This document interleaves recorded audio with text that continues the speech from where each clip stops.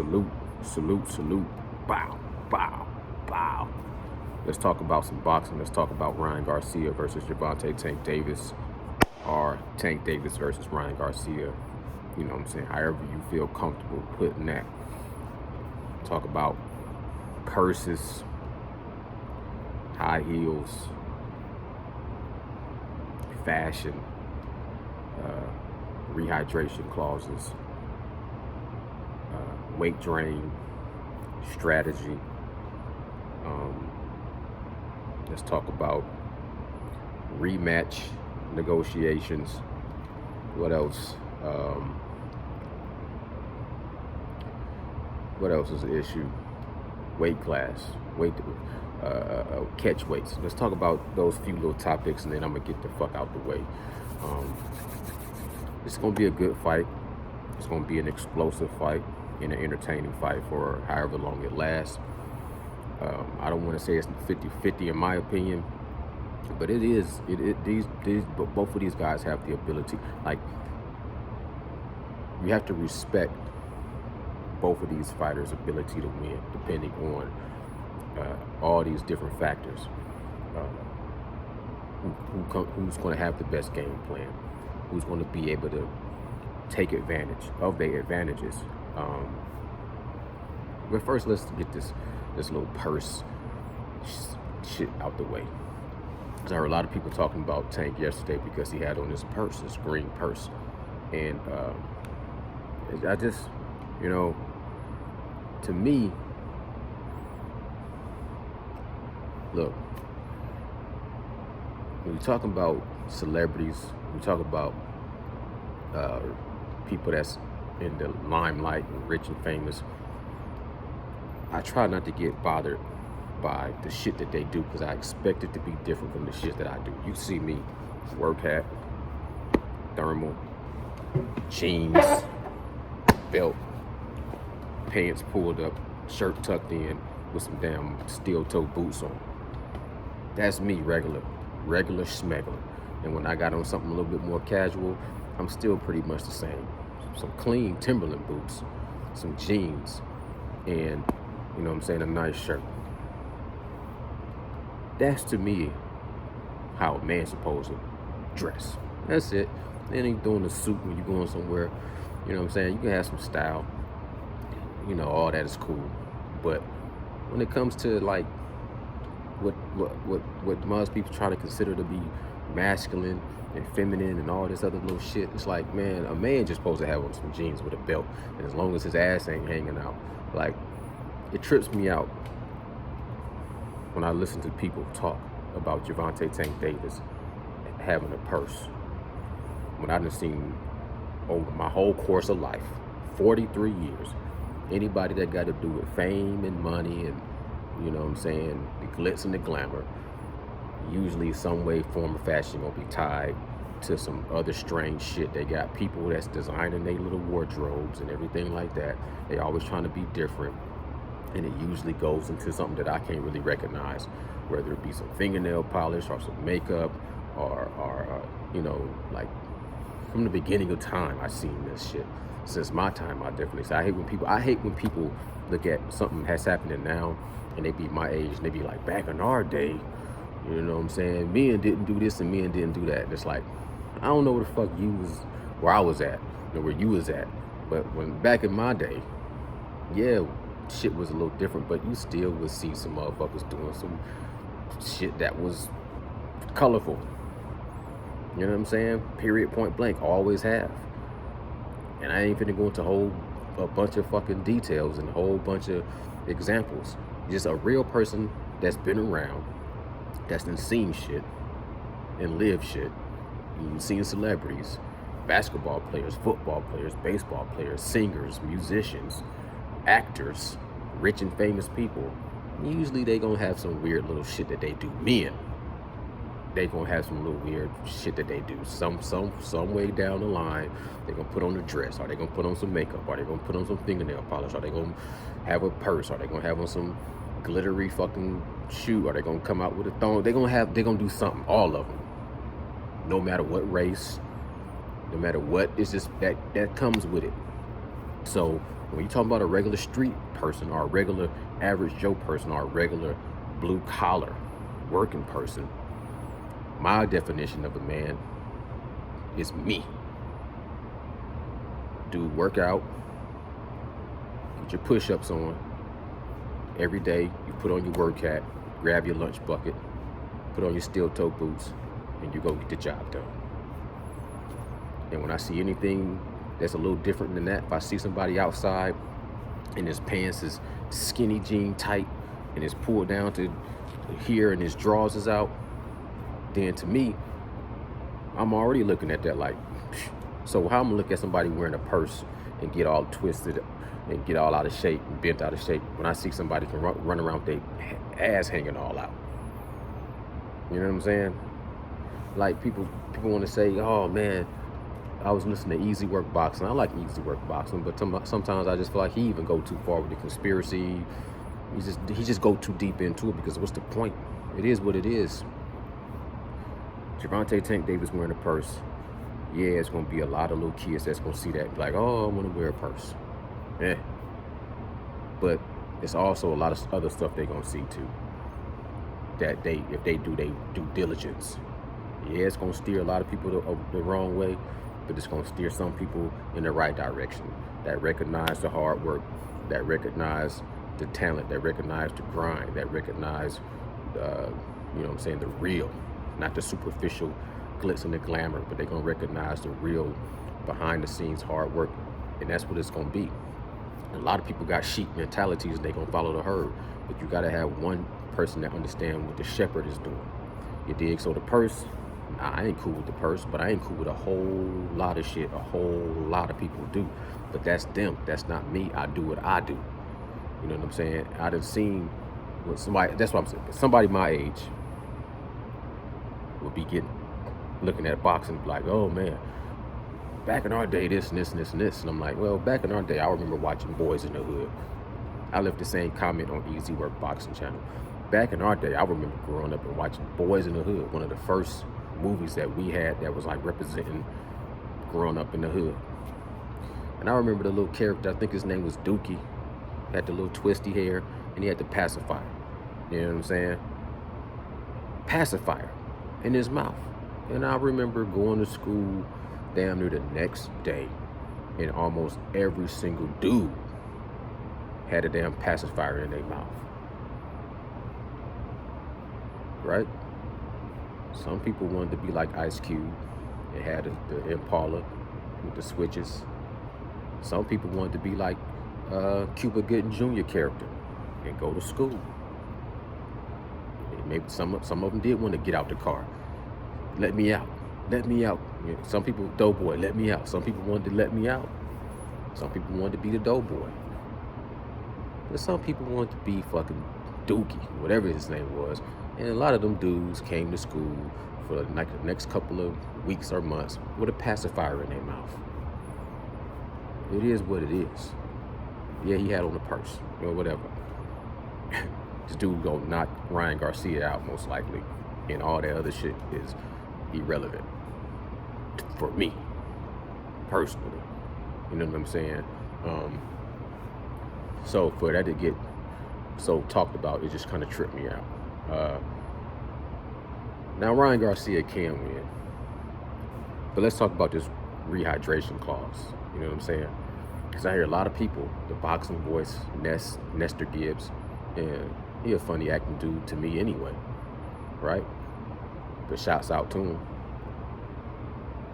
But he going crazy over this rehydration clause. I think it's because he supports Canelo, and a lot of people have always had an issue with Canelo when he would do certain things like put in a rehydration clause against fighters. So now I feel like other people being a hypocrite. Maybe that's his issue. But I heard a lot of other people talk about this rehydration clause as if it's to show that Gervonta Tank Davis is fearful of Ryan Garcia. I don't know where they get that shit from. I look at it as a tactic. When you fighting an opponent, you're supposed to understand there's always a level of danger. You respect this dude, you see this dude as a threat, you train for it. I still haven't seen Gervonta Tank Davis say or do anything that makes me feel like Gervonta Tank Davis is not taking Ryan Garcia seriously. He still says this dude explosive, he young, he fast, he got all these attributes. He's tall, he big. You know what I'm saying? But at the same time, he do have deficiencies. He flat-footed. He don't have the best defense, and these are the things I'm trying to take advantage of. So he's showing respect to his opponent and putting a rehydration clause in the contract is just, to me, like a strategy. It's almost borderline gangster shit to me, because it's like when you're talking about boxing, there's kind of two ways we can do it. Like Goldie said, we can handle this like some gentlemen, or we can get into some gangster shit. And right now, I think this is some gangster shit. Like, we ain't fighting for no belts. We ain't fighting on some, you know what I'm saying? This ain't right now. We ain't doing this everything, you know what I'm saying, trying to put on this professional, like, follow everything by the rules. Like, no, this is, we kind of being loose with this. Like, this, we playing, you know what I'm saying? Like, we structuring this based off of, this is a popularity type of thing. This is who gonna be the throne of the most popular fighter. This ain't got nothing to do with undisputed. This ain't got nothing to do with like pound for pound. This is one of those fights that's gonna catapult somebody into like superstardom based off of the star power they both have. And when you keep challenging, Ryan Garcia been calling out Tank for a long time. Look, whatever you agree to in the contract, after that point, nobody cares. In my opinion, I don't care. It's win, lose, or draw. Whatever you didn't accept it. You signed the contract. It is what it is. I don't want to hear you use it as an excuse if you lose, and I don't want to hear you bragging about it if you win. And say, like, for example, Ryan Garcia saying, why you weight draining me? Why are you putting a rehydration clause on me? I only can gain 10 pounds. We already fighting at a catch weight. You scared? You scared? Okay, cool. But at the same time, say if Ryan Garcia knocked Gervonta Tank Davis out, then does it even matter that you was weight drained or a rehydration clause or if it was at a catch weight? Now you're going to use all those same things and say, look, you tried to weight drain me. You had a rehydration clause in there. It was a catch weight. And I still whooped your ass. So now you can use that shit as a bragging point. So is it really such a negative thing now? Because now you're saying the same things, but you won the fight, so you get to boast and brag. I don't like that. That you can boast and brag about something, but then if you lose, you can use it as an excuse. No, at the end of the day, y'all agree to this shit, win, lose, or draw.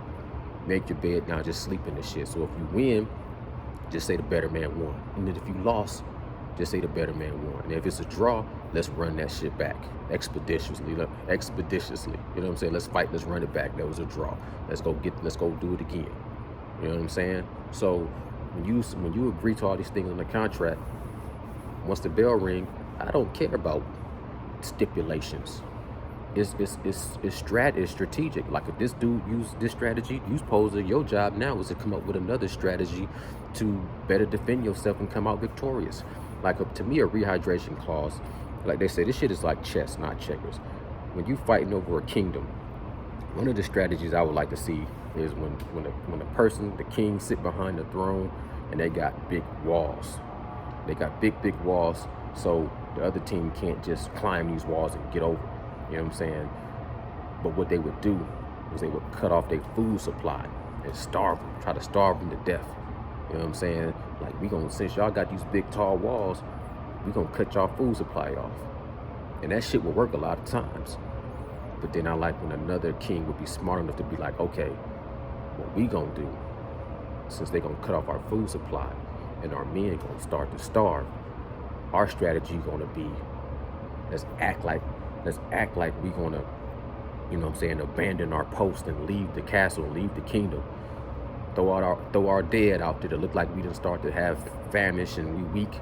And then when they come in to take over, we come up out the grounds. We done went underground. Now we come up out the grounds and we destroy our enemy. It's everything has to have the strategy and a game plan. Rehydration, people going like, oh, I know people don't like I was listening to Blood Boxing. He said he'd been having an issue with catch weights and rehydration clauses for years. And I get that and I respect that because he's consistent. But at the same time, that let me know if you've been not liking catch weights for all these years, this just means there's nothing new under the sun. This is the same old shit. It's just another strategy. And right now, Tank is in the gangster position to do the A-side shit to say, okay, you want to come see that you better than me. I ain't gonna just, we gonna throw obstacles out there. We gonna throw some adversity in there. Because at the end of the day, it still can look, it's like I said, it ain't 50-50 to me, but it's still 50-50. Ryan Garcia got height advantage, reach advantage, youth advantage, got power. Tank got power. He got the speed, he got the footwork, he got the boxing skills. That kind of evens itself out. Now let's say, okay, yeah, you bigger than me, you got a reach advantage. I'm gonna throw in a rehydration clause so you can't come in this motherfucker 160 pounds. If Ryan Garcia agreed to that, then he agreed to it. Now you still gotta find a way for you to be victorious. Like he said, Ryan Garcia said, my power comes from God and it comes from within. So it don't matter if you try to weight drain me, I'm still gonna win. After you say that, then enough is said, right? Put that shit to bed, let the best man win. Like I say, it's kind of 50-50, but I still think Tank is just underrated in his level of skills. You know what I'm saying? I think he just got a higher level of skills, and it's about who got the biggest dog in him. I think Ryan Garcia got dog in him. People don't see it, and that's what irks him, is because he just looked at it as this pretty boy, TikTok, blah, blah, blah, because he just deals with a little dancing and weird shit on the internet. But Ryan Garcia do got a dog in him. It's just a different kind of a dog. And he gonna give Tank some fits. And he probably gonna put him in some dangerous spots. But I think what people don't understand and what Ryan don't understand is what Tank is just different. I think the way Ryan thinks that Tank looks at him as just a hook, somebody got one punch hook, and he ain't looking at Ryan for everything else. Like Ryan, I was watching that second press conference, and Ryan was like, I'm gonna knock you off this hook, and Tank was like, that's all you got, what else you gonna do? And Ryan Garcia had that epiphany moment. He had an epiphany moment of clarity. He was like, see, that's why I'm gonna win, because all you think is I got is this left hook. What you gonna do when my right touch you? Tank was like, man, that right is garbage, it's trash, it's shit. But my thing is this, I think Ryan Garcia think he has Tank figured out, but he doesn't. He looking at Tank the way he thinks Tank looking at him, but Tank ain't looking at him like that. I think Tank is going to be able to go a lot deeper in this fight, because this fight is going to be somewhat of a battle of attrition. And he's like he said, who built this way? Who built like that? Who got the biggest dog? Who really built for it?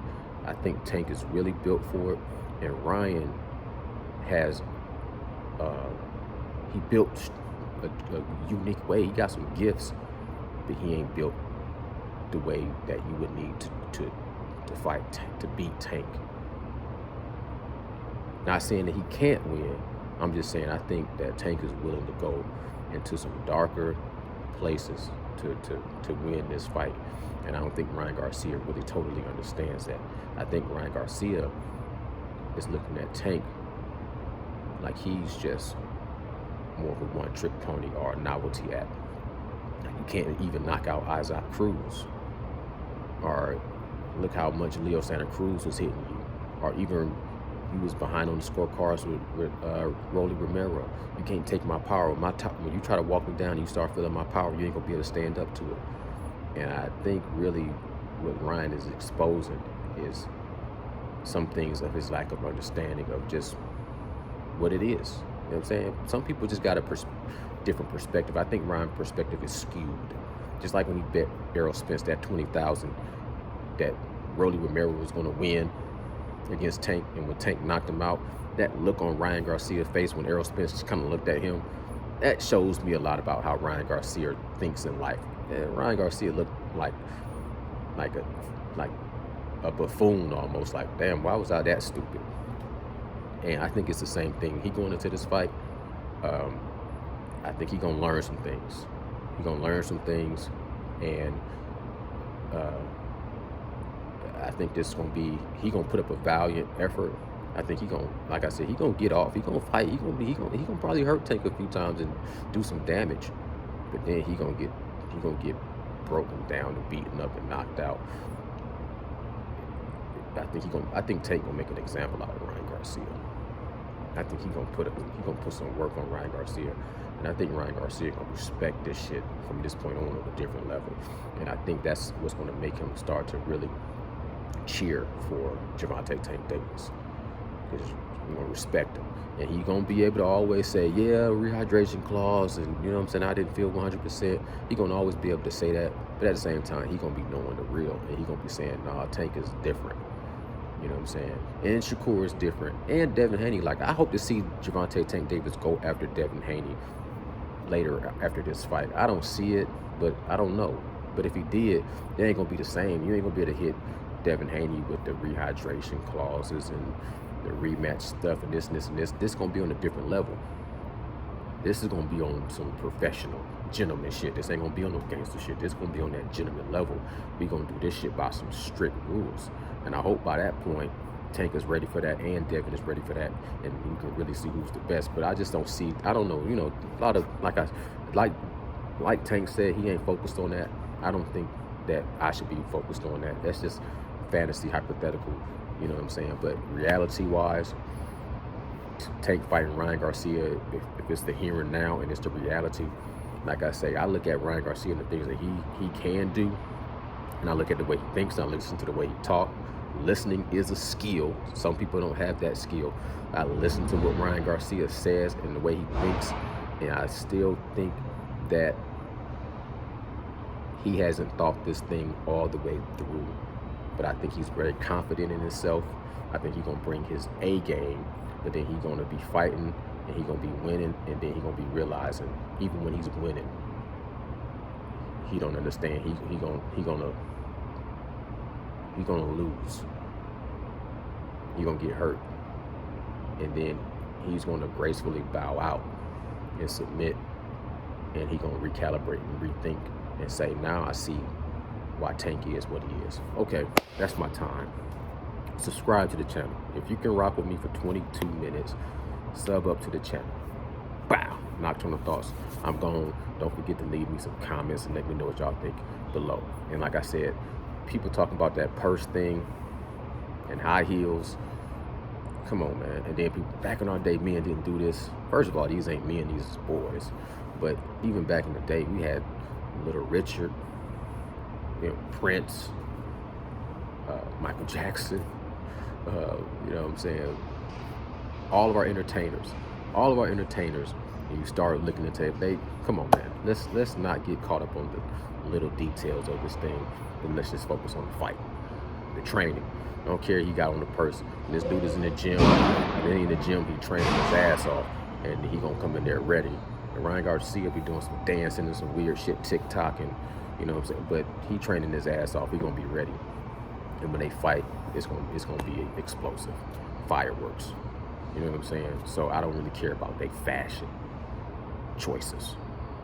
And all you dudes out here that's living in it, you talk everything got to be street this and street that. Hey, y'all need to man up too. You know what I'm saying? Y'all need to man up too. Can't be talking about Tank with a purse and you still ain't figured out how to put on a belt the right way. That's what I think. I'm gone.